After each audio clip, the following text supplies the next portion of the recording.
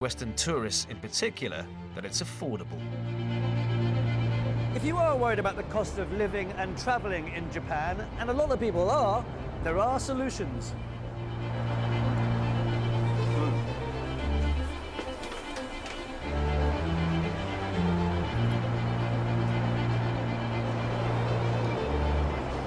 Not only do these long-distance overnight luxury buses get you from A to B, but they have all the trappings and trimmings of a first-class aeroplane seat, and you can get a good night's sleep too. All for around $110, two-thirds of the price of a bullet train.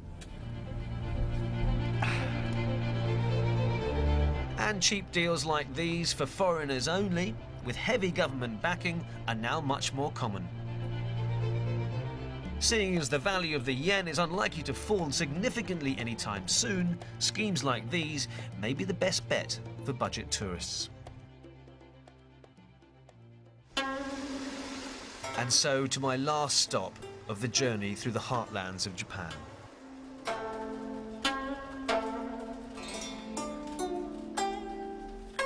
They call this region, high up and in the northwest of the country, the roof of Japan. It's a godsend if you're into all things traditional, architecture, cuisine and culture. Used to be the exclusive preserve of Japanese visitors, but now they want foreigners to come and enjoy it too.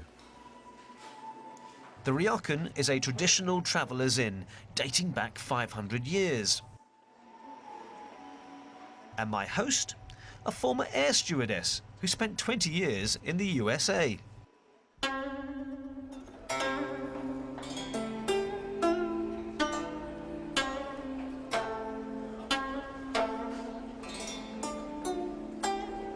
First lesson, the craft behind traditional Japanese cuisine.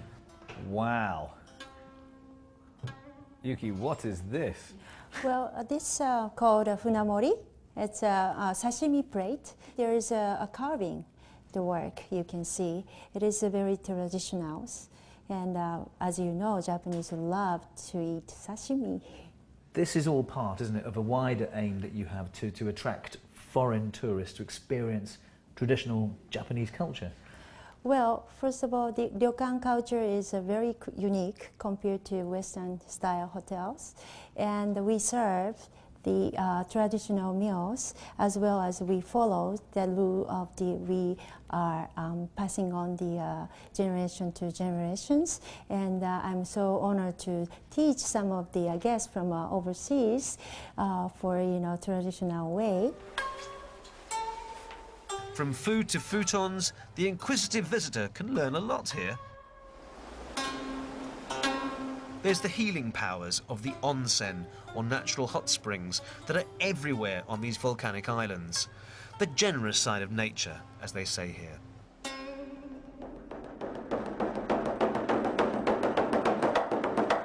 This ryokan offers the traditional way, and those kind of stuff is all educational.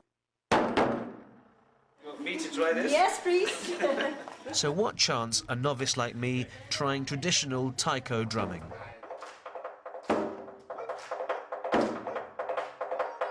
But I'm not the only one that feels like an outsider, it seems. After 20 years away, and being originally from Tokyo anyway, Yuki herself had to battle for acceptance in a town that is still run by a handful of family dynasties.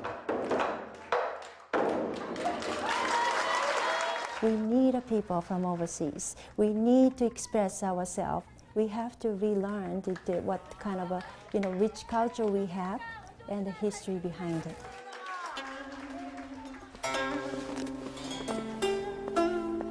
And finally, to the summit of my journey, trekking up in the mountains in search of something very special.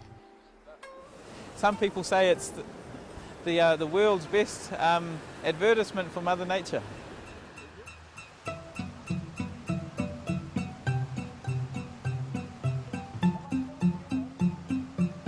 This is what they come from all over the world to see, the Japanese snow monkeys. So famous, they even have their own paparazzi.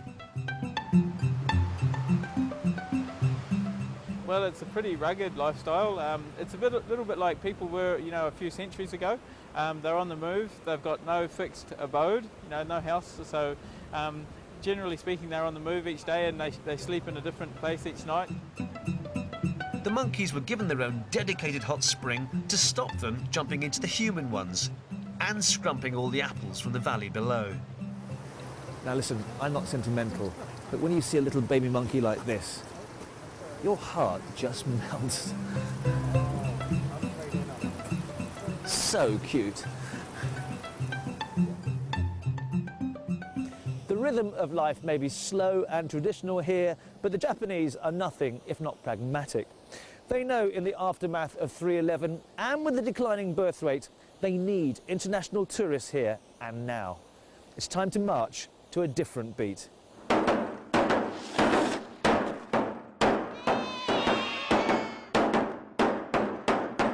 But it's going to be a learning curve, not just for us, exploring a country that seems to have layer upon layer of hidden secrets, but for Japanese society too, opening up and letting us into their world.